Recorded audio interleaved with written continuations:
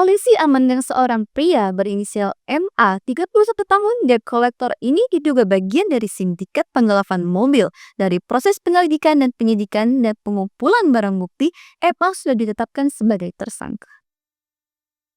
Terungkapnya kasus jaringan sindikat penggelapan mobil, menurut Kapolres Metro, AKBP, Angga Utama Darmawan melakukan kaset ekstrim. IPTU Rizky Dwi Cahyo mengatakan, kasus ini bermula dari laporan korban yang masuk kepada Juni 2025, dengan peristiwa terjadi sejak Agustus 2024. Kepada wartawan, pada Sabtu 20 Februari 2026, Rizky mengatakan, tersangka merupakan oknum debt collector yang cukup meresahkan. Setelah melalui proses penyelidikan dan penyidikan, serta pengumpulan alat bukti, polisi menetapkan MA sebagai tersangka. Kasus ini berawal sebagaimana diwartakan sekelik metro.com. Saat itu korban berinisial I, 42 tahun, warga Metro Utara, berniat melakukan over kredit 1 unit Toyota Kijang Innova tahun 2017. Mobil tersebut sebelumnya dibeli dengan uang muka seharga 50 juta rupiah dan cicilan seharga 6,60 juta rupiah per bulan selama 5 tahun. Korban kemudian meminta bantuan rekannya untuk mencarikan pihak yang bersedia mengambil alih kredit.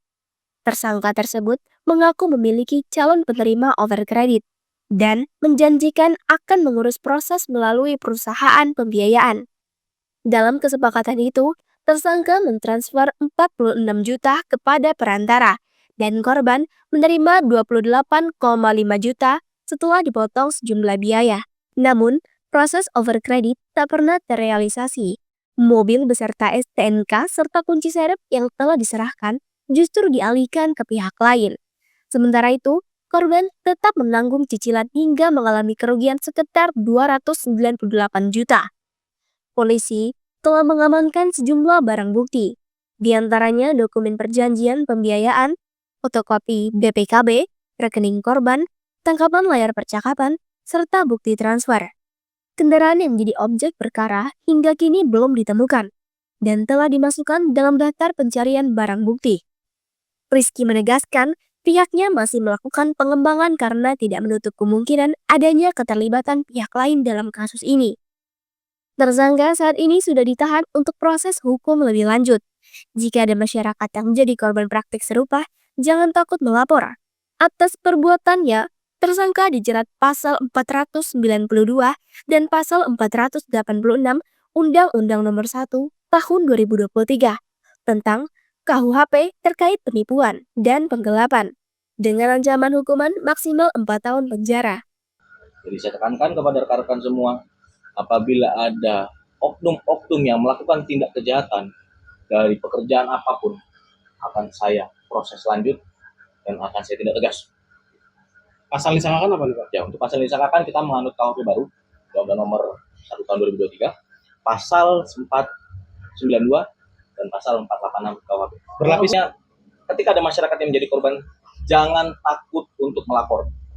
Silakan laporkan ke Polres, akan kami tindak lanjuti sesuai prosedur.